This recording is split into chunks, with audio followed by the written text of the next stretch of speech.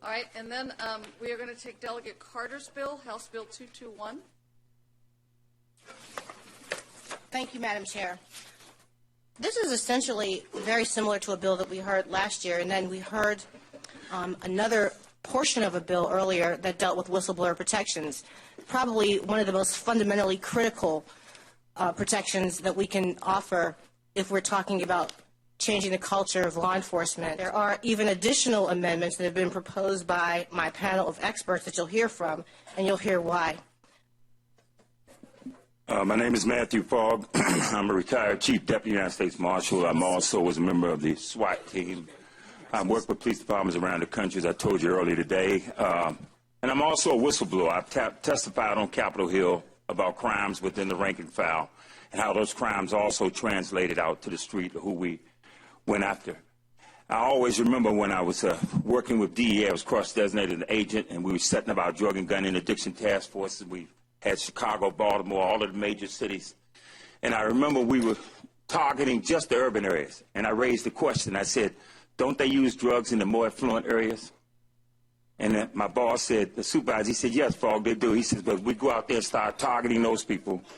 He said, there are no judges, there are no lawyers, there are no politicians. He said, they will shut our operation down. There goes your overtime.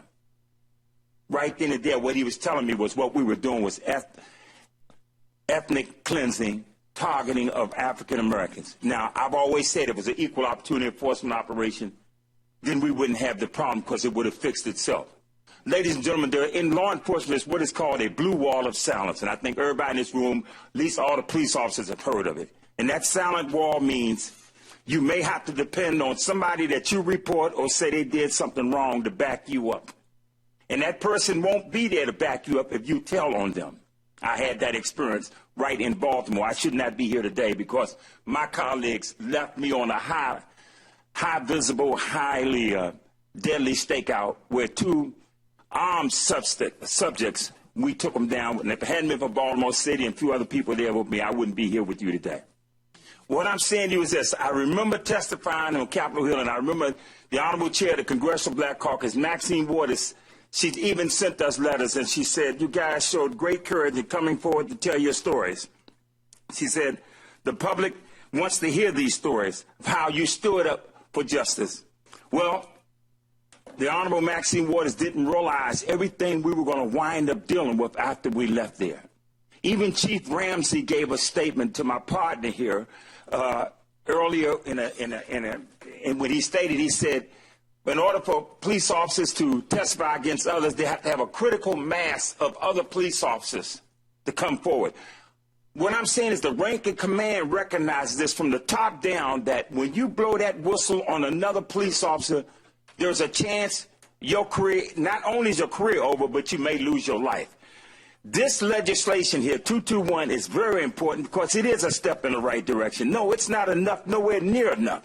But it is a step in the right direction to tell law enforcement officers we definitely have to have protection. The U.S. Marshal Service, we have a witness protection program. The only way the government a lot of times can be able to adjudicate these crimes is they need to give the people who are part of the reference group some form of protection. That's where we come in. We're law enforcement officers, we need the same thing. My career, everything that I went through in my career before it was over with, I won a major lawsuit in federal court. But in that career and everything that happened to me, I remember many people told me, said, Fogg, keep your mouth shut. Don't go forward. If they hit them 10 times, just act like you didn't see it. Whatever it is, just turn your head. Do not. So we as law enforcement officers saying today, this bill is critical. It is very critical for us to be able to have real law enforcement reform because we need protection, because there are a lot of officers out there that want to come forward, but many of them told me, said, I'm not opening my mouth until I know that I can be protected. Thank you very much. Anyone else here in favor of the bill? 221. Okay. You want to come up? I guess we're in evening now. Good evening. Thank you for this opportunity. I just wanted to express my support for this bill. I happen to also be a retired U.S. Marshal. I happen to also be a whistleblower.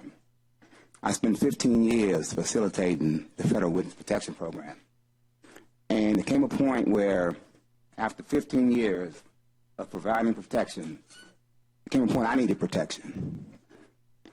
And when you get to that point, there is no protection. Because the perception is, again, you're blowing the whistle against the blue wall of silence. As Matthew Fogg said, by the way, Matthew was my former supervisor. I was with him on that stakeout in Baltimore. We took down America's Most Wanted, top 15 fugitive. While we're in Baltimore, our colleagues are at our headquarters trying to figure out ways how they can derail our efforts. At some point, we had to put the brakes on all of this, and we blew the whistle. I am a former class agent, class rep, a $300 million lawsuit against the Department of Justice. I can tell you, in a nutshell, that cost me my career. Not only did it cost me my career, it cost me parts of my livelihood, because people have no idea what happens when you blow the whistle. They have no idea what the term retaliation means. Retaliation sounds like a crime, but really, I'm not sure it's a crime. Retaliation is standard practice when you have to defuse a strong case. And the retaliation that I face, I won't get into it, but it's certainly one that will be written in a book. And hopefully someday, it's one that's in the movie industry. Simply because my role and my blessing and my calling from God is to send a message to people. So what happened to me, what happened to Matthew Fogg, what happened to anyone who decides that they're just going to do what's right. Anyone who decides to put their life on the line, which we do, just to do what's right. With that being said, I'm in full support of this bill. Thank you for your time. What's your name at the beginning? David Grogan, last name Grogan. Thank you. Any questions of Mr. Grogan? All right. Anyone else here in favor of 221? Hi, my name is Tawanda Jones, and I'm totally in support of this bill 221, just for the simple fact that this will bring so much transparency and accountability that the communities are begging for. We need whistleblowers.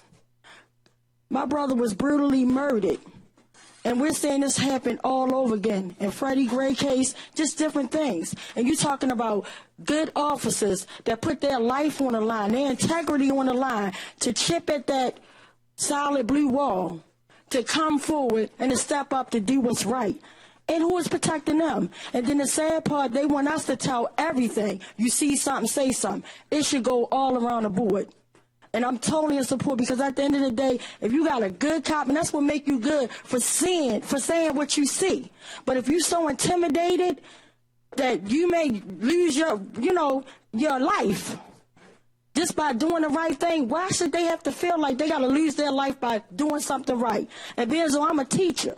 That's just like me saying somebody getting child abuse, and I sit up there and say, oh, well, I'm not going to tell on this teacher. My hands, that blood is on my hands, that abuse is on my hands. And right now, the blood is on all the hands for the ones that don't say nothing. And it truly be on your hands if y'all don't lift this bill up. We need this bill. This is something that's totally needed. We're talking about good and bad now. And we're talking about this is something that we really need. So I'm totally in support. And I'm just urging y'all, please, to pass this. Thank you. Thank you. My name is Ken Williams. I'm from Massachusetts. I came here today to testify in support of House Bill 221. I want to start off with the fact that freedom of speech in the United States is protected by the First Amendment, but that right has not been equal to all. Without the First Amendment, protesters could not have assembled and voted or voiced their clarion call for an end to segregation laws. Without the First Amendment, the press would not have been able to report as freely on civil rights abuses. Dr. Martin Luther King himself exercised his First Amendment freedoms at great peril. He faced arrest numerous times for his willingness to challenge local officials and galvanize people for social change. For many years, citizens who support this fine institution have complained they were victimized by police brutality, racially profiled, and had their civil rights violated. Their voices were loud within their own neighborhoods, but they were marginalized and shut out from enacting political change themselves. They're here today. They're in back of me. They've been in this institution all day long. Justice Sotomayor in 2014 in the decision in Lane versus Frank stated that almost 50 years ago, this court declared that citizens do not surrender their First Amendment rights by accepting public employment. Rather, the First Amendment protection of a public employee's speech depends on a careful balance between the interests of the employee as a citizen in commenting upon matters of public concern and the interests of the state as an employer in promoting the efficiency of the public services it performs through its employees. The point of what I'm trying to make here is whistleblower cops are not ever elevated in these police agencies. Joe Crystal is now the former Baltimore Police Department detective, despite the fact that he used his speech to put two criminals who were in police uniforms in jail. There are a number of other citizens who became police officers in this state who exercised their freedom of speech to talk about waste, fraud, abuse, corruption, and they are former law enforcement officers. It's very important that everybody realize that the job of policing shouldn't come at peril simply because you arrest crime within the ranks and file of a police agency. But that is the sad reality. I came here today to support House Bill 221 because it's a fresh start to afford all types of notice of the nasty things that may result if a police officer chooses to go and take the courageous step of doing the right thing and actually being a good cop, a good citizen on patrol, and arresting crime within his or her police agency. Thank you for having me today. Good evening now, and thanks for having me back. Again, my name is Neil Franklin, so I appreciate the opportunity to address the committee on House Bill 221, whistleblower protection and law enforcement. You know, again, I've got 34 years in law enforcement, and I'm going to speak to one particular time in my law enforcement career when I was the head of training for the Baltimore City Police Department. And the men and women would graduate from that academy and go out into the field and work in the community. And on more than one occasion, as these police officers would come back to the academy to have conversations with me because I had an open door policy, they would tell me about the stories and challenges that they have out in working patrol and how difficult it is because we needed to know of these challenges so that we can adjust training accordingly. But many times it wasn't so much, the conversation wasn't so much about the training needs and the adjustments that needed to be made. They would talk about the difficulty in witnessing some unfavorable and in some cases illegal action by police officers, senior police officers, while they were out in patrol.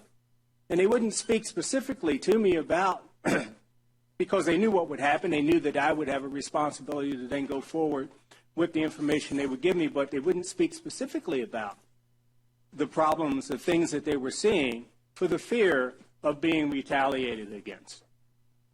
And, you know, taking that moment in time and coming forward here and just going back a couple years and looking at what happened to a detective by the name of Joseph Crystal in the Baltimore Police Department. When he came forward to report some criminal activity by a couple police officers, one being a supervisor within the police department. And from that moment on, he had received and become a part of all kinds of problems. Not just receiving, how can I say it, having supervision look at him with a very, very keen eye, questioning everything that he did from that point forward and trying to make his job more difficult, but receiving no protection from the department and management within the department when he finds a dead rat on his vehicle. And I think many of you know about this because it was in the Baltimore Sun, it was in the media, it was publicized, to the point, and receiving no protection even from the commissioner's office. And I've had many conversations with Joe Crystal, and to the point where he felt that he had to leave the department for his safety and the safety of his family. And having no process in place, to push back and to get protection and so on. So I just wanted to mention that. This bill, HB 221, provides a clear direction for those who come forward. And if we want our police officers to report the wrongdoings of the few that we say are out there, the problem apples, the few apples, then we have to provide a mechanism for them to report and to feel safe and to actually be safe and protected in doing so. And that's what this piece of legislation does. So I ask that you give it a favorable report.